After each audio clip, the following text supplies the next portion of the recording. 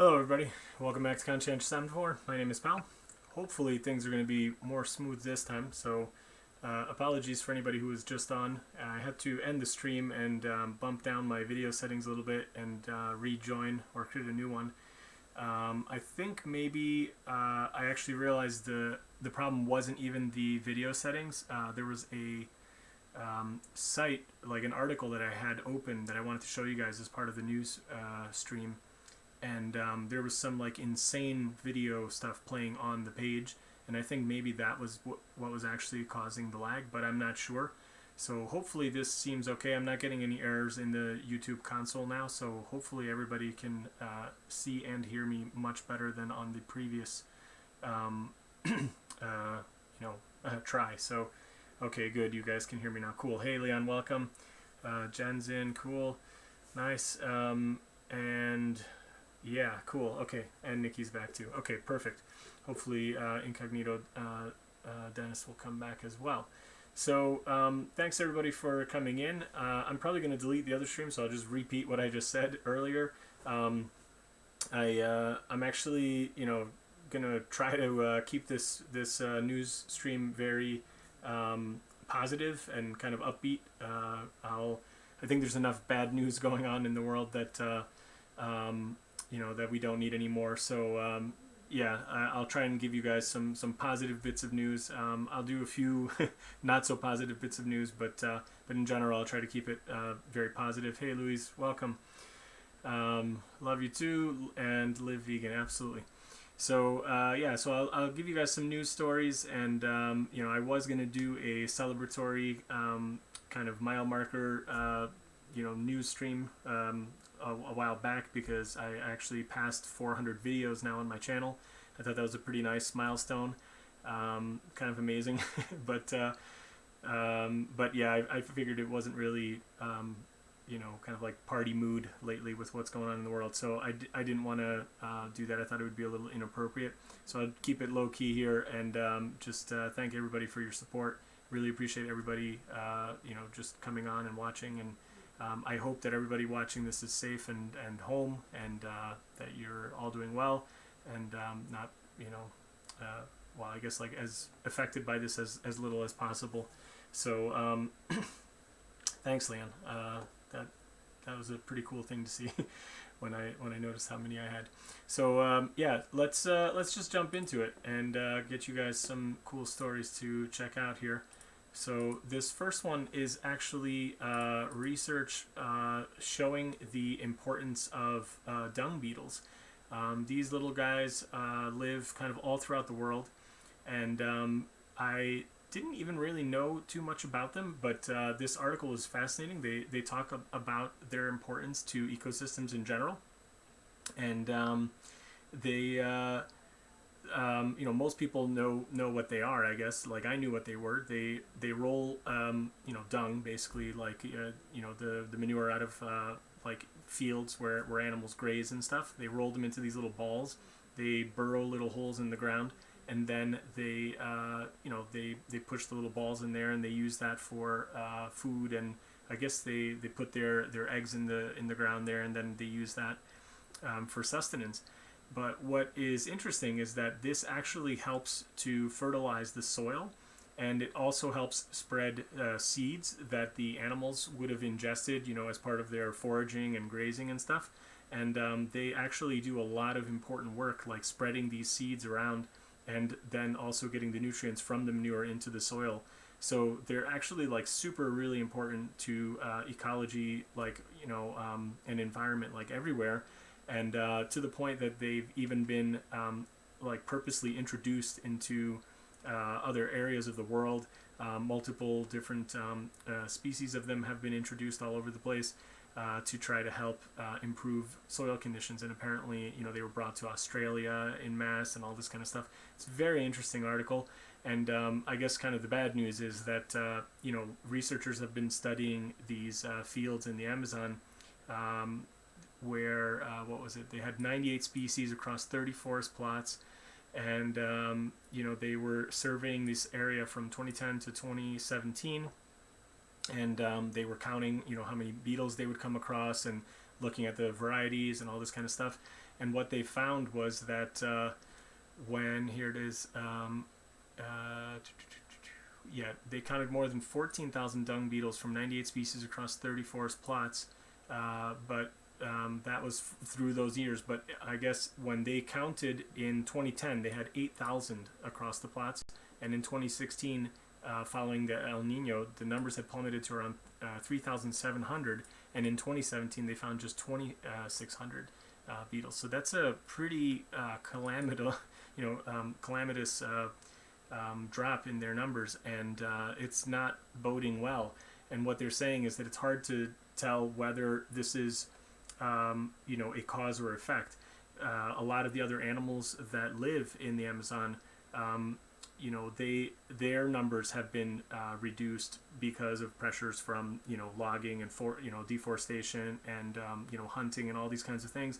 So some of the question remains whether or not the beetle numbers have dropped because there's simply less animals grazing and less manure for them to eat, or whether the beetles themselves are being affected by the El Nino as well. They're talking about that in this article. It's pretty interesting. But the main takeaway is that they are losing the beetles, and they do serve a very important function, and it's should serve as a bit of a warning for us, especially with now the forest fires that were happening last year in 2019, and here they're saying that more than 3 million hectares of Amazon forest was burned, including 1 million hectares in just one region. So it's a pretty serious problem, and hopefully these little critters can come back and help the ecology recover. But I just found this pretty fascinating because a lot of times when we think of animals, we do sometimes sadly forget the insects and how important they are to just life in general and life all over the earth, and just as part of the ecosystem and everything. So I just thought this article was really cool. Luis says insects rock. They do. They definitely do. Oh, Nikki, you found my guitar channel. Cool. Yeah, I do have a music channel if anybody is interested. Usually you hear the quiet little noodlings on guitar in the kind of background of some of my videos. And basically I have a separate YouTube channel where I post music related kind of stuff, and I'm going to post concert footage and stuff there, where I was previously posting it on this channel. So if anybody hasn't seen it, I think I have it linked on my channel on the right hand side, if I remember right. But go check that out and subscribe if you want. So let's see. Oh, hey Bev, you joined. Cool. I just sent an email, Bev. I don't know if you've seen it. Yeah, insects rock. They really are cool. Jordan, I could see future environmental catastrophes taking effects like Corona is on us now. Welcome, Jordan. I did want to actually talk a little bit about this idea of the human impact, and there has been a lot of talk about how the current pandemic is actually improving some things with regards to the environment. Like we're obviously driving a lot less. Like I haven't driven anywhere with 2 exceptions in the past 3 weeks, and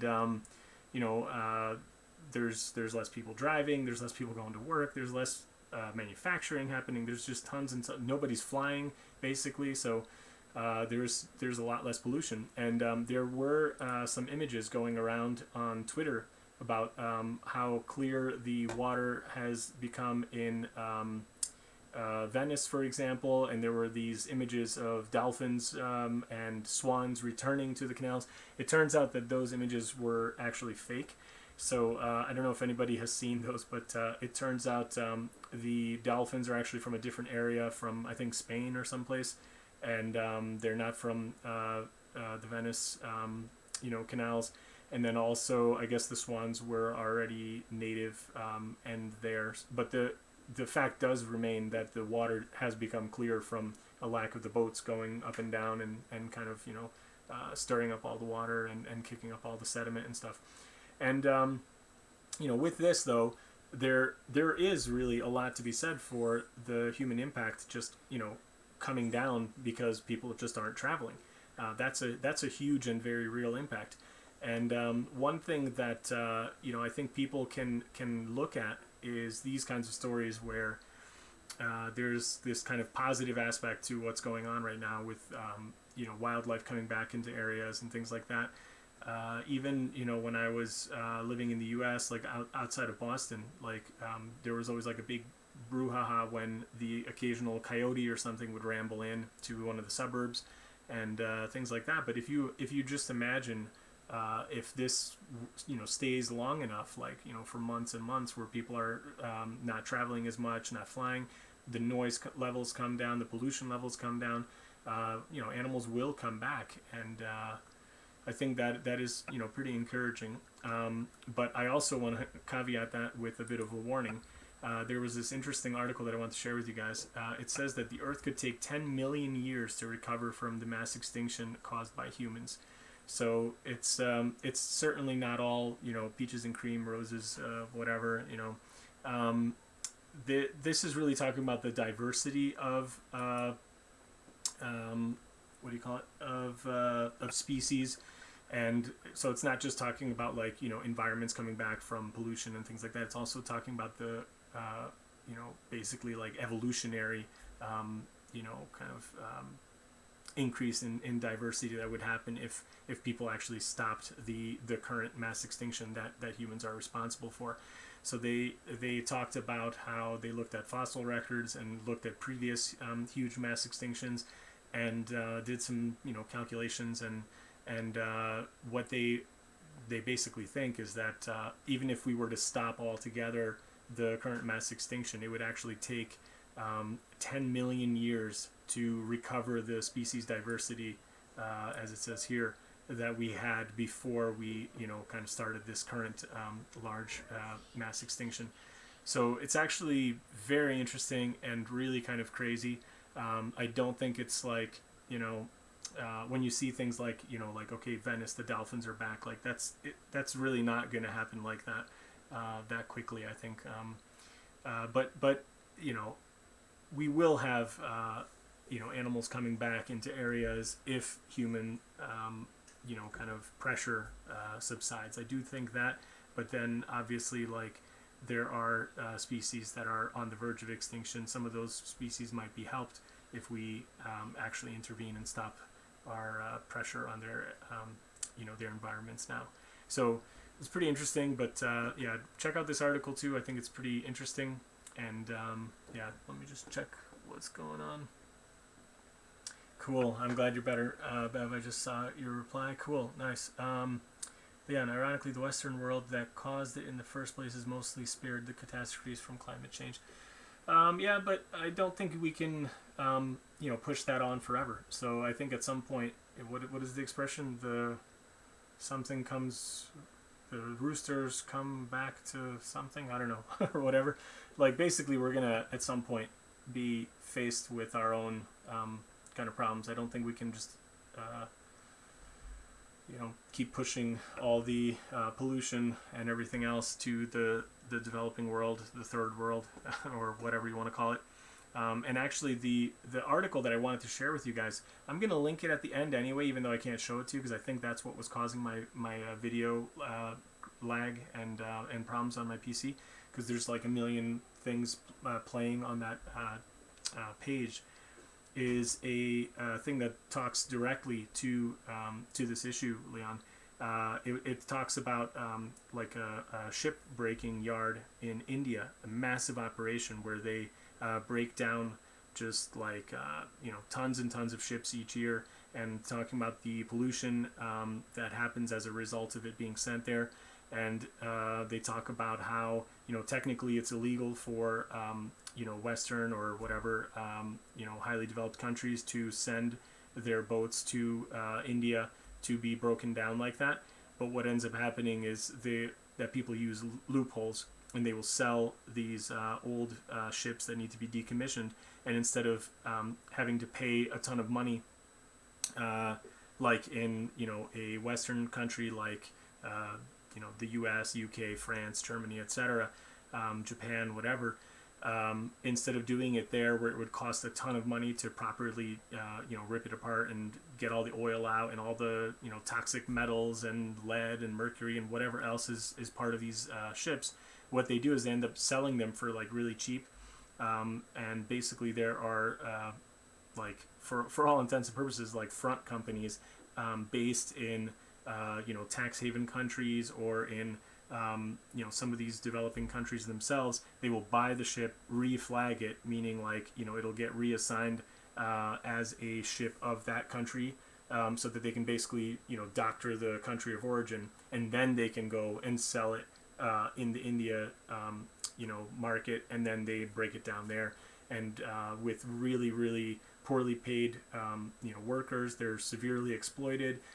They make like pennies a day. It's insane, and the work is extremely dangerous. So I was going to share that article with you guys. I will have it in the links in the description as usual, so you guys can check it out. But that's exactly a lot of the problem is that the Western world, that's what we do. We have like our problems and we push it on to other people, trash and recycling and plastic and everything. Like for years, for decades, that's been what's happening, is that it gets pushed to other areas of the world where they're too poor to say no. Sometimes it's actually done fully illegally, and that's pretty crazy too. So yeah, sometimes they'll use loopholes though to try to keep it somewhat legal. Bev says mountain goats actually did come into North Wales Village, in the UK, and start eating garden hedges. Yep, I could imagine that. There's great forage of long-haired, long-horned little goats trekking through empty Welsh streets. That must be kind of cute to see. It must have been very strange to them, so they went exploring. Yeah, it's like, oh, the people are all gone. It's nice and quiet. We'll rummage around. This isn't very positive news, pal. Sorry, Jen. We're moving into the positive things. I got one more that's not positive, and then all positive from there. I promise. Thank you, Bev. The expression, the chickens come home to roost. Yes, that's correct. That is the expression. Louise Peeps, check out the YouTube channel, Arvind Animal Activist. Yep. It's a really great channel. Definitely check it out. The brain inside the head. Cool. Welcome. I hope everyone's doing okay. Oh, hello all. Yep. I'm good. I hope everybody's good too. Cool. So last one that's not positive, but in a way it's positive because people are trying to do something about it.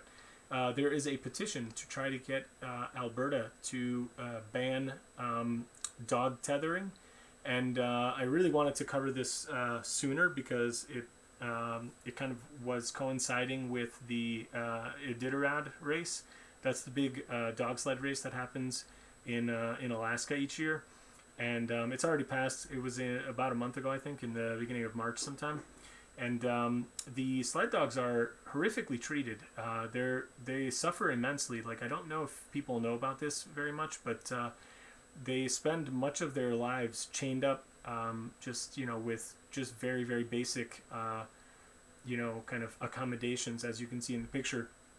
And people don't know about this, and they think like these dogs are, out there having fun, doing their natural thing, like running and whatever. And no, it's absolutely not like that. Sledding for the dogs is really grueling, tiring work. They suffer immensely throughout the year, tied up in these little areas. They are not free to move. They are not free to express their kind of natural, life. And there is a petition to try to get that banned in Alberta in Canada. So please do check that out. I'll have the link there as well. And definitely check that out, and please sign the petition if you can. And I don't think they've reached their goal yet. As you can see here, they have 2,164 people, so they're trying to get a bunch more people to sign. So please do check that out. Vegan Splinter, hey, nice, good to see you. If anybody's not signed up to Vegan Splinter, you should all immediately go and subscribe to his channel. Awesome stuff. Welcome. Cool. Yeah, it is strange times, man. It's not good. Louise, you're absolutely right. Those dogs are treated like chattel slaves. So it's terrible. Like if you see undercover footage of them, they're routinely shot and killed when they're no longer useful.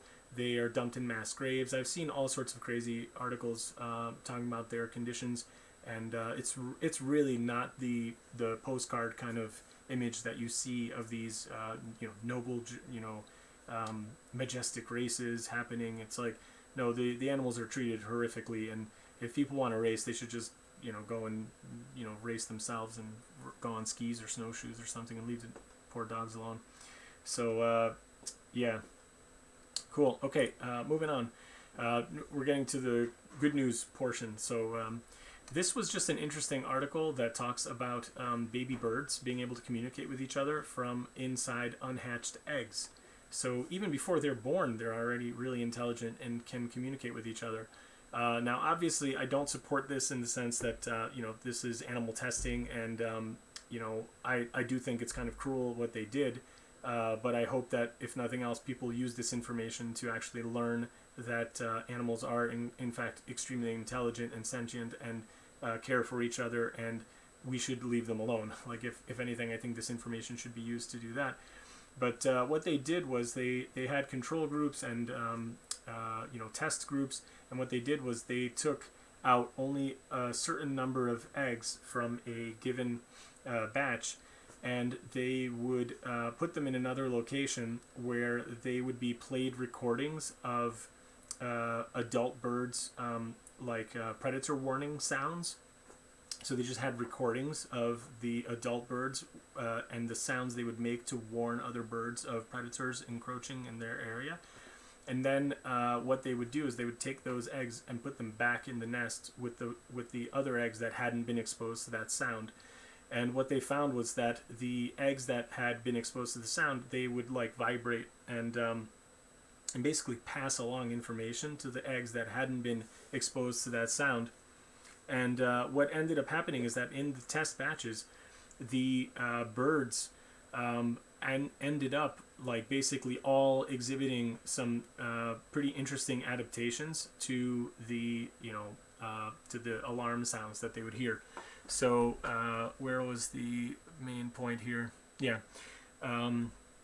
The experimental clutches, including the naive eggs, those are the ones that hadn't been exposed to the sounds directly, but they were near the eggs that were. They had not been exposed. Oh yeah, sorry. So including the naive eggs that had not been exposed to the alarm calls, took longer to hatch than the control clutches. And when they emerged, all 3 chicks in the experimental clutches showed the same developmental changes. Compared to the control chicks, the experimental chicks made less noise and crouched down more, a defensive behavior usually made in response to adult alarm cries. And all 3 chicks in each experimental clutch, including the naive chick, had physiological characteristics not seen in the control clutches. They had higher levels of stress hormones, fewer copies of mitochondrial DNA per cell, and a shorter tarsus or leg. So, I think this is pretty cruel. Obviously, like, they subjected these, as of yet unhatched, but obviously alive baby birds to these, cries from what would normally be their peers or, family adult members warning of encroaching, predators, and they exhibited all these kind of, changes as a result of that. Like I say, the only good thing that I see in this is that it really does show that they exchange information. They're basically talking even in the shells, even before they're born. So I think it's pretty amazing, and I think if anything, my comment to this is like, yeah, isn't nature's ability amazing? It's not nature; it's the ability of live, living, sentient beings to protect themselves and the the families that they grow up in. And it's pretty disgusting that we have to have some crazy people in a lab try to prove this. But now that it's proven, I hope they leave these birds alone, and I hope that other people see this and realize that birds are incredibly intelligent. They're not just dumb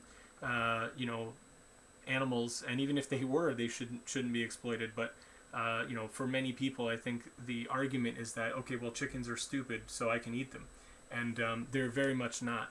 And obviously, this is some specific type of bird. I don't know which kind it was, yellow-legged gull, but there are so many experiments, so many just observations that people have made about birds, that it just really goes to show you that I think we should just leave all of them alone. And they're a lot smarter than we give them credit for. This is just a video that I wanted to share. I just saw this earlier today. I don't know this channel. Based on the title of the channel, like I could only assume that this person actually does falconry.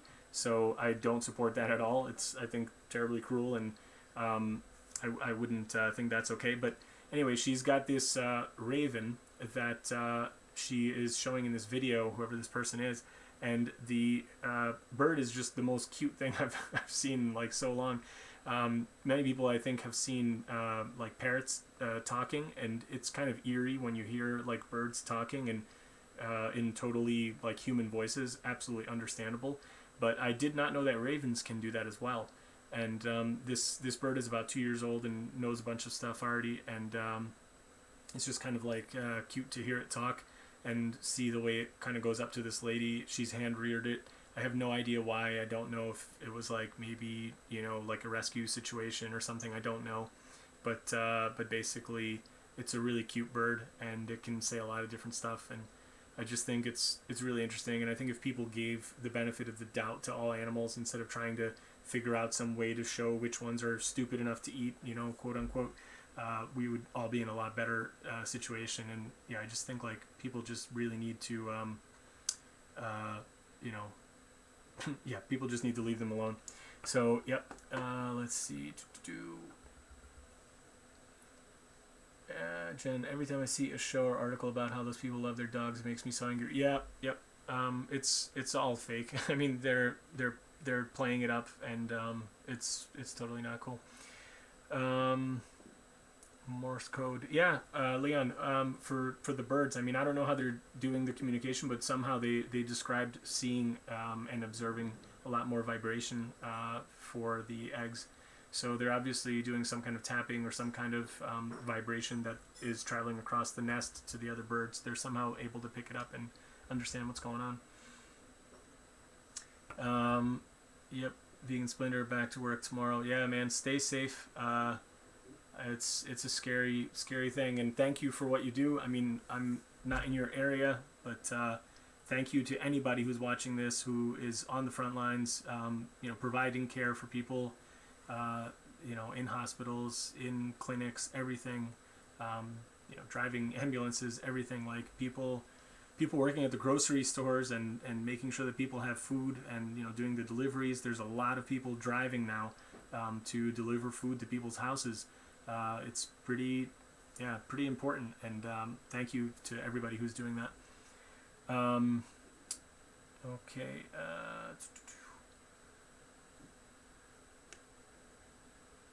Leon, seems very similar to humans and other mammals. Yep. Has anyone watched Tiger King on Netflix? Nope. I don't know what Tiger King is either. Leon, chickens can count on the same level as a 7-year-old from what I heard. Ravens are really, really smart. I think they specifically say that they have about the cognitive level of a 7-year-old. And I think chickens I've seen have the cognitive ability of about a 3-year-old human.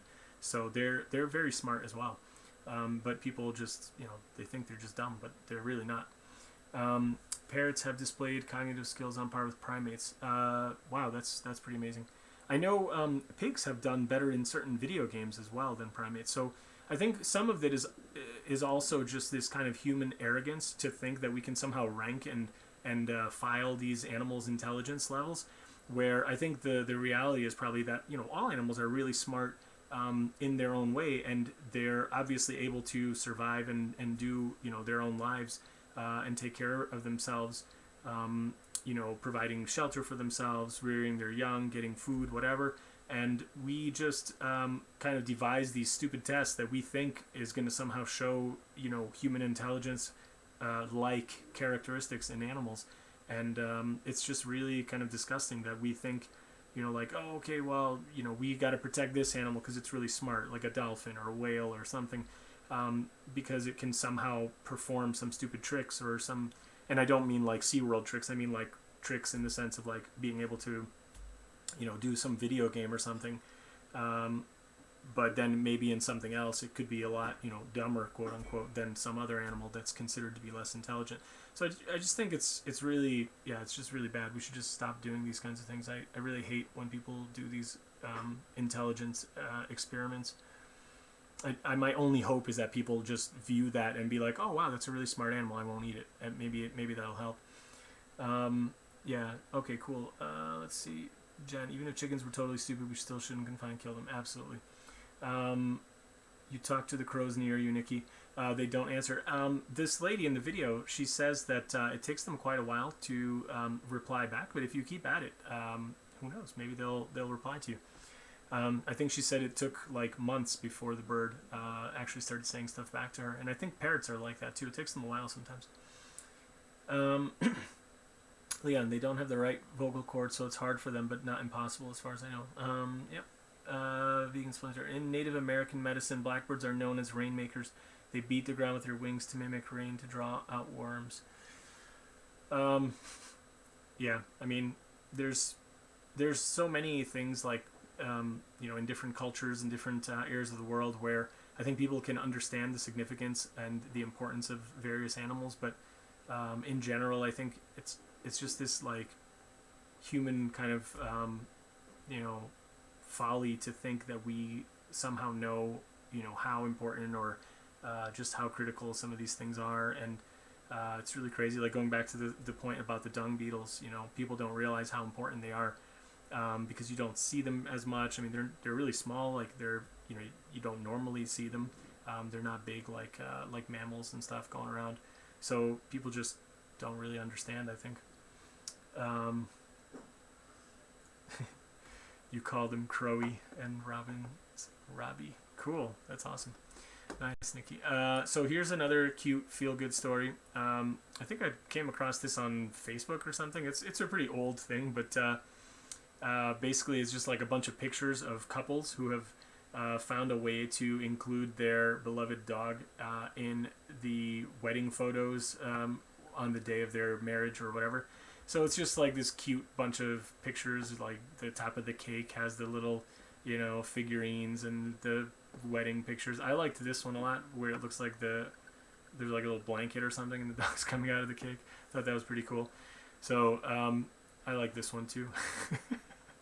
This is really kind of silly, but I just thought, with everything going on in the world, like seeing something this kind of cute and stupid is just really kind of what we need sometimes to get our mind off of things.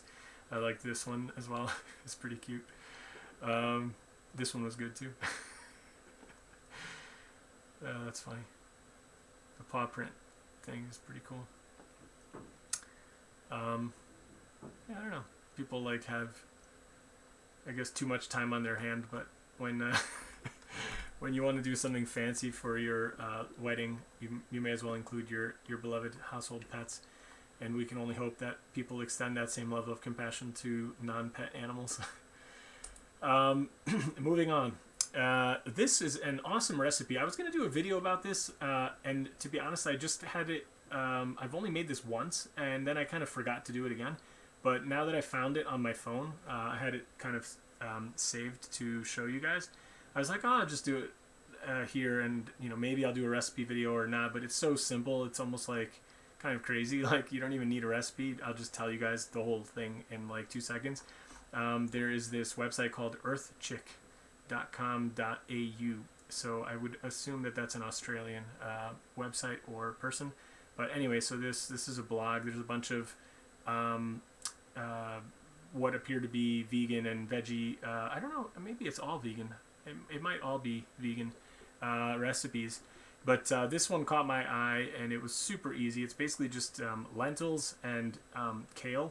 I ended up making it with spinach because I didn't have any kale when I did it. Came out great, super awesome. The only third ingredient I added was salt. I didn't want to have it be completely salt-free. But basically, here it is. You just take 1 cup of red split lentils, rinse them well in a strainer, and then place them in a bowl with 2 cups of filtered water to soak for at least 6 hours. That really is key. You want the lentils to not be dry anymore, so they're going to soak up all the water. And then you just chuck the whole thing, the lentils and the water, along with roughly 1 cup of fresh kale leaves. I used spinach, came out great. I'm sure it would work with any kind of, you know, green that you might have. You throw that all into a blender. You blend it until it looks thick and, you know, kind of soupy like this. And you just use a ladle and your favorite nonstick pan of choice, and you just make these wonderful little flatbreads, and it's awesome. It's really, really good. Even my kids liked it. They're usually kind of picky sometimes when it comes to like new stuff, and they were like, "Oh, it's so cool! It's green and whatever." And it actually got my kids to like spinach. They hadn't really liked any kind of spinach before, but after I made this, they started wanting me to add it into like smoothies, and I've done some other things now with spinach for them, and they like it. So, oh, take it easy, Bev. Cool. I'm glad to have you on. So, and I'm glad you're feeling better. So yeah, definitely check this out, man. I mean, this is as simple as it gets. 2 ingredients. You just pre-soak the lentils. So you have 1 cup of lentils, 2 cups of water after they've already been rinsed. You soak it for 6 hours. You blend it with the 1 cup of kale or spinach or whatever green of choice you want, and then you just take a ladle and you make, what the person here recommends is about a 7-inch piece, about 18 centimeters. You just pour that into your favorite nonstick pan of choice. You cook them for like, I think about, a couple minutes on one side. Oh, flip after 30-40 seconds. I think for me it was a little longer. I used a lower heat, but just experiment with that. It was super easy. It came out delicious, really good. You can then fold them, stuff them with whatever, put in tomatoes, lettuce, whatever, rice, beans, whatever you want. It's gluten-free, high protein, blah blah blah. So anyway, check it out. And I agree with the person. It is kid friendly. My kids, my kids really liked it. It does have a very mild flavor. There really wasn't anything to it. So I would recommend this. It's almost like a crepe basically, or like a little tortilla, but super healthy. So check it out. Cool, Brain. I'm glad you like it. Didn't need oil. Well, it depends on your skillet, Leon. You don't need any in the mix, so you don't have to put any in the what you're actually blending. She recommends putting in just like a little, what did she say? How much oil did she put in? A tiny drizzle of olive oil. I would second that. That's what I did too. But yeah, you want to just keep it kind of low. You don't really need a whole lot of oil. I mean, it's like if your pan is good and it's a really good nonstick coating, you're going to be fine with just very little oil or almost no oil. Sometimes I find that when I make these kinds of things like the crepes, you just add a tiny bit of oil in the beginning, and then maybe after every 2 or 3 of them that you do, then you add just a little bit more oil again. But yeah, I mean, I just think this is pretty cool. Like, check them out. I wonder if you could maybe bake them too. Maybe on like a baking sheet, with the paper, the silicone covered paper. That might work too. I haven't tried that. That might be pretty good in the oven. Might be something to try. I'll try to remember to do that, and if I do, I'll make a video about it. Or if you guys try it, let me know. Put it in the comments. Cool. This one I just wanted to share for the UK viewers, and I actually just have kind of a funny observation about this. So there is I guess a place owned in Dundee, which is in Scotland. Vegan Splinter, you can go check it out. I don't know how far it is from you. This place is north of Edinburgh, and I think Perth is above that, and then east of that. If I looked on the map. But anyway, it's a place called Dundee. There's a rock and roll punk establishment there called, what was it? I don't even know. Oh, Rad Apples. It's a bar restaurant, and they have tons of gigs there, and the people who own it are vegans, and they have this kind of like punk, self starter kind of attitude. Also, I'm just seeing that it's gotten really dark here. Can you guys still see me? I'll turn on this little light. I don't want to get up. Where's my light switch? Maybe that's a little better, or I look more orange now.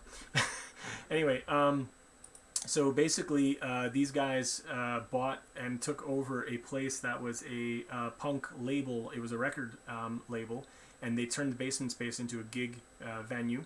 And then when the upstairs part of the establishment was going to be moving out, they took over that part as well. And then they made a restaurant, which is a vegan restaurant. So I guess if anybody's in this area, go check it out.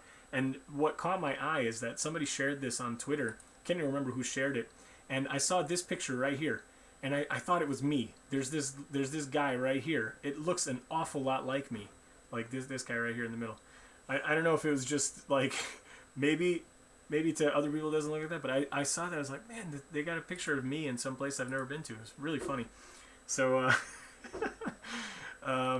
yeah, it's just a cool place. I just wanted to let you guys know. And yeah, it looks like they have amazing food, all vegan. Go check out some good music and then eat a bunch of good vegan food, or the other way around. Go check it out. Vegan Splinter. I did my degree in Dundee. Nice, cool. Sadly, about 8 hours from there now, but good tip. Okay, cool. Well, yeah, that's a little bit of a drive to go get some apple pie and vegan ice cream on top, but who knows? Maybe might be a good thing to do anyway. So yeah, that was really cool. I just thought this picture was so funny. Whoever that is, it looks an awful lot like me. It's like a doppelganger. And then the last bit of kind of feel-good, cute thing that I wanted to share with you guys is this one as well. I think I got from Facebook. I can't remember, but somebody shared it, I think, over there. And there is a photographer who's set up a, I guess like a motion-tripped camera along a log that fell across a little stream. And this little creek throughout the year, he's got his little wildlife camera set up, kind of pointed right at this log, and you can just see all these little cute animals walking back and forth across the log, and I just thought this was really cute. I don't know if I can play this or if somebody's gonna get mad. Hopefully they don't get mad at me for playing this. I'm gonna mute this, and then you guys can just see kind of like some of the footage. I just think it's really cool. Yeah, it's just like you can just see it in different times of the year, like all these animals using this log as a bridge, or as that duck jumping across it.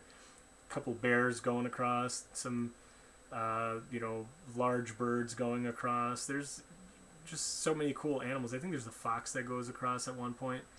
Yeah, there's what is that, a heron or some kind of, I don't know, long-legged bird. I'm not good with the birds. I don't know which ones they are, but it's just really cool, and you get to just see like a bunch of wildlife going across this little bridge. There's like 5 minutes of this to watch. A little chipmunk. It's just really cool. So definitely check that out. I think that was a porcupine at night. Oh, it looks like some bird catching a fish there. That's a bit gruesome. Sorry about that. I try to keep it positive, man, and these birds are killing fish. Come on, dude. I'll skip ahead. So yeah, it's just interesting stuff, and thought this was really cool. So yeah, Leon says it does look like me. Cool. It wasn't just me thinking that.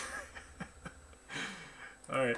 So anyway, that's it. That's all I had for today. I'm gonna have to actually get going pretty soon because there's just been so much stuff going on with being stuck at home. The the kids are obviously home with us, and we're doing kind of like homeschooling, as probably everywhere is doing right now.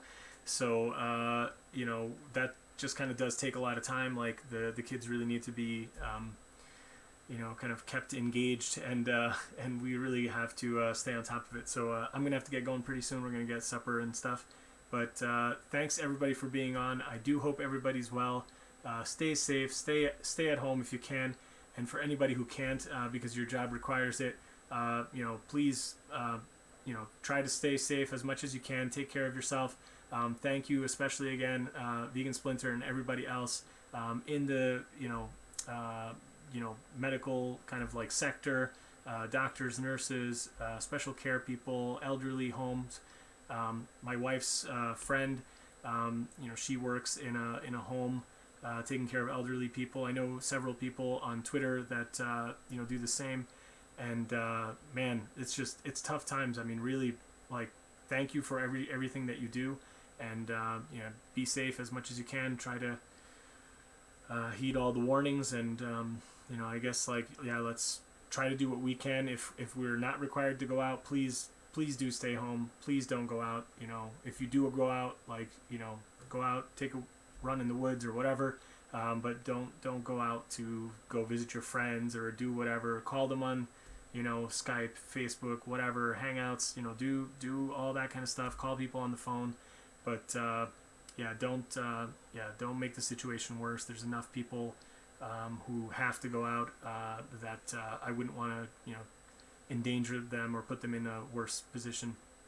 So yeah, thanks for being on. Thanks, Leon. Thanks, Incognito Dennis. Everybody.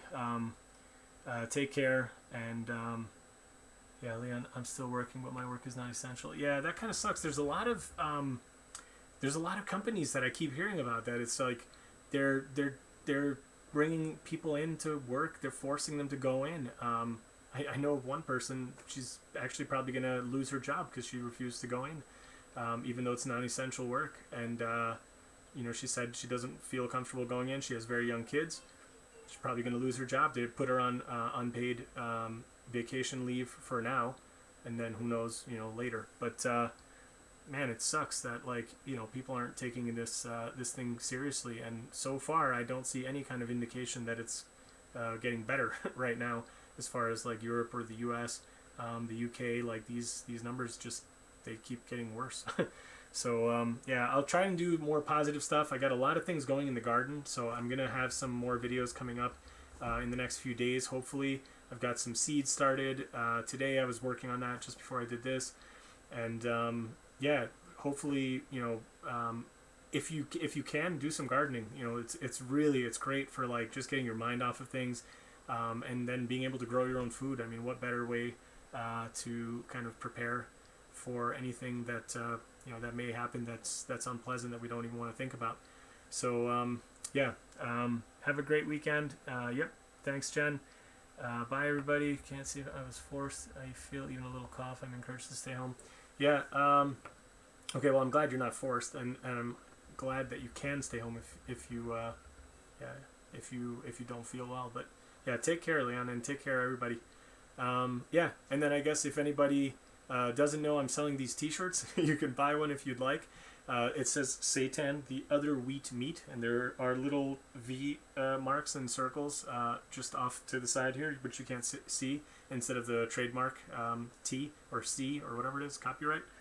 Put the little V in there. That was my wife's personal touch there. So it's available in a bunch of different colors. I know people have commented. I don't think you guys like the orange. I love orange, so like I think it's cool.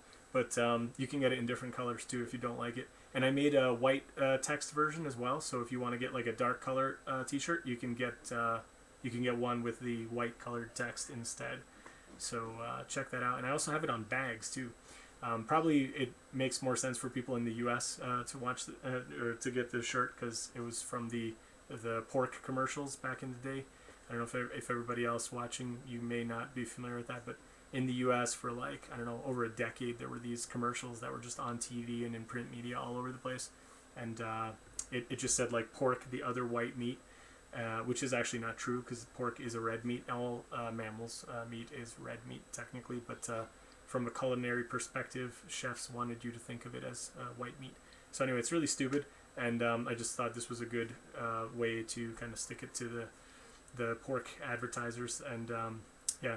And I like Seitan. So anyway, all right, guys, I gotta run. Thanks everybody for being on. Give it a thumbs up if you liked it, and hope to see you in another video soon. Thanks.